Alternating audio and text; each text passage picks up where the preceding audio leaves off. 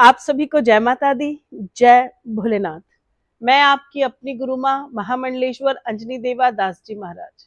आप सभी को नवरात्रि की ढेरों शुभकामनाएं। माँ शक्ति का आशीर्वाद माई के सभी बच्चों पर, सभी भक्तों पर बना रहे, यही कामना मैं दिन रात माई के श्री चरणों में कर रही हूँ। और जो भी इस वीडियो को सुन रहा है और वीडियो के मुताबिक अपनी पाठ पूजा नीति नियम कर रहा है, मैं तहे दिल से माँ से कामना करती हूँ कि माँ आप सभी के मनोरथ पूर्ण करो और सभी के जीवन को गति प्रदान करो, रुके हुए सबके काम पूर्ण हो, यही कामना मैं दिन रात माँ भगवती के श्री चरणों में कर रही हूँ। आप सभी के लिए कर रही हूँ कामना, लेकिन नाम सबके नहीं पता है, इसीलिए अगर आप वीडियो में अपने नाम देंगे तो मैं नवरात्रि में ही आप सभी के लिए मंगल अरदास अवश्य करूंगी। आप सब जानते हैं कि नवरात्रि चल रहे हैं और अब नवरात्रि का छठा दिन प्रारंभ होने जा रहा है। माता शक्ति 9 नवरात्रि 9 रूपों में विराजमान आधे शक्ति पराशक्ति है। संसार को, ब्रह्मांड को चलाने वाली सशक्त ऊर्जा माँ आधे शक्ति की है। माता शक्ति का छठा नवरात्रा जो कि प्रत्येक भक्त के लिए बहुत ही खास रहता है। माँ शक्ति के छठे रूप को हम माता कात्यायनी का रूप कहते हैं। माता कात्यायनी अपने बच्चों के लिए संसार से, दुश्मनों से लड़ गुजरती है। माता कात्यायनी हमारे जीवन को सुचारू रूप से चलाने के लिए इनकी शक्ति, उनका आशीर्वाद का होना बहुत जरूरी है। इसीलिए माता कात्यायनी की हम आराधना करते हैं। माता कात्यायनी की जो शक्ति है वो संसार में भय मुक्त करा देती है। यानी जब आप किसी चीज से डरते हैं, आप डरपोक हैं, आपको बात बात पर डर लगता है, अंधेरे से डर लगता है, किसी छिपकली से डर लगता है, या मन में ऐसे तरह तरह के गलत विचार आते हैं, उससे डर लगता है, तो माता कात्यायनी की आराधना करने से माँ जो शक्ति है वह भय मुक्त करा देती है। अगर हम माँ के स्वरूप को देखते हैं तो माँ शेर पर आरूढ़ है, उन पर विराजमान है, अस्त्र और शस्त्रों के साथ सुशोभित है। माता कात्यायनी जो है वह अभय मुद्रा और वर मुद्रा दायिनी शक्ति है, सभी की वर कामना को पूर्ण करती है। माता कात्यायनी के नाम से हम ये जान सकते हैं कि महर्षि कात्यायन की पुत्री माता कात्यायनी है। महर्षि कात्यायन जी ने इतनी अच्छी साधना तपस्या माँ की और माँ ने उन्हें दर्शन दिए। उन्होंने माँ से कामना की कि उनको जो है उन्हीं के रूप में एक पुत्री का वरदान प्राप्त हो और उस बिटिया का जन्म उनके घर में माँ शक्ति का जो रूप है बेटी के रूप में जन्म ले। ऐसे में माता शक्ति ने महर्षि कात्यायन को ये वरदान दिया कि उनके घर में जो बेटी होगी वो माँ शक्ति का अवतार होगी। महर्षि कात्यायन के घर में जब पुत्री का जन्म हुआ तो कात्यायन को ये ज्ञात था कि वे माँ है और उन्होंने पुत्री के रूप में बहुत ही लालन पालन पोषण करके संपूर्ण विद्या का ज्ञान उन्हें प्रदान कराया। महर्षि से ज्ञान प्राप्त करने के लिए कात्यायनी नाम रूपी माँ शक्ति के अंदर बहुत सारा ज्ञान भरा हुआ है, क्योंकि महर्षि कात्यायन के पास जो भी ज्ञान था उन्होंने अपनी पुत्री को दिया। केवल इसीलिए कात्यायन ऋषि ने उनका नाम कात्यायनी रख दिया। देखिए, जिस प्रकार से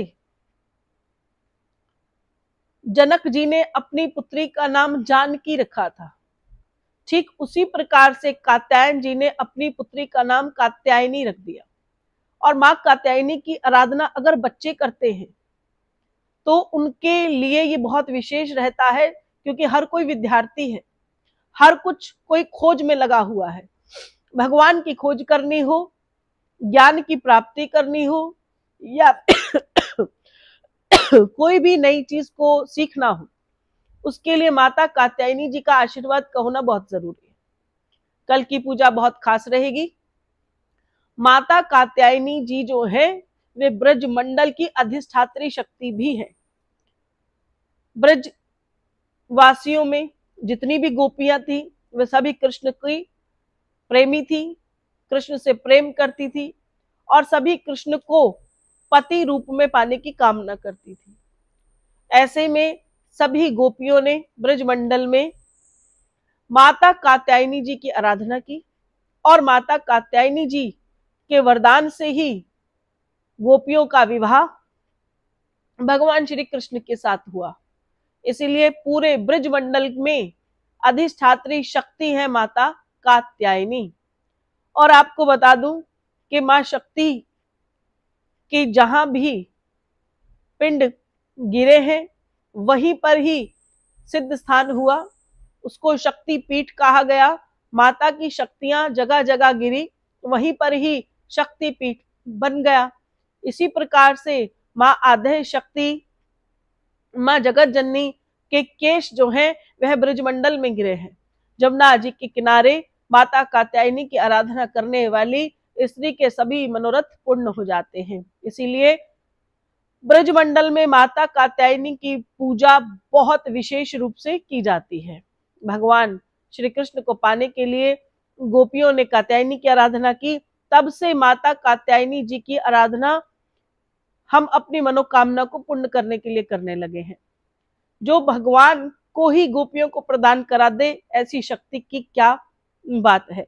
इसीलिए आपको भी कल माता कात्यायनी जी की आराधना करनी है। देखिए, ये वीडियो हर बार बनती है, जो कार्य करते हैं वो ध्यान से देखें तो 6 महीने के बाद उनके जीवन में जरूर कुछ ना कुछ अच्छा बदलाव प्राप्त होता है। केवल एक दिन की पूजा नहीं होती, एक दिन से पूजा प्रारंभ होती है। जो लोग 9 रूपों में मां आद्य शक्ति की पूजा एक नवरात्रि से दूसरी नवरात्रि पूरे नीति नियम के साथ करते हैं कि मां शक्ति जो है उनके दिन बदल देती है। मां शक्ति की आराधना करने वाला जीव जो है कभी इस संसार में दुखी नहीं रह सकता, क्योंकि भगवान भोलेनाथ जी ने मां शक्ति को कहा था कि कलयुग में जो भी तेरी आराधना करेगा, हृदय के साथ करेगा, नीति नियम से करेगा, नियम पूर्वक करेगा, उसके जीवन के सभी कष्ट खत्म हो जाएंगे।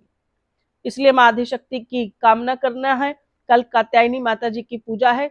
सुबह आप स्नान से निवृत्त हो जाएं, मां भगवती का शुद्धि के साथ भगवान का ध्यान करें। मंदिर में लगाए हुए आसन चौकी पर अपना साथ में आसन लगाएं, सह परिवार के साथ वहां पर बैठ जाए। और उसके बाद आपको क्या करना है, उसके बाद आपको कलश स्थापना कर जो की हुई है उस पे गंगा जल का छींटा लगाना है।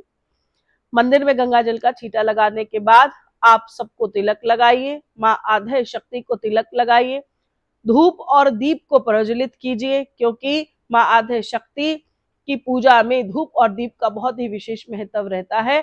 और मां के लिए मंत्रोच्चारण कीजिए, या देवी सर्वभूतेषु मां कात्यायनी रूपेण संस्थिता नमस्तस्यै नमस्तस्यै नमस्तस्यै नमो नमः। ओम क्लीम कृष्णाय नमः, ओम क्लीम कृष्णाय नमः। ये मंत्र भी आप कल के दिन अवश्य बोलिएगा। इस प्रकार से आप माता कात्यायनी जी का ध्यान कीजिए। माता कात्यायनी जी को हम फूलों के साथ कल सुशोभित करेंगे।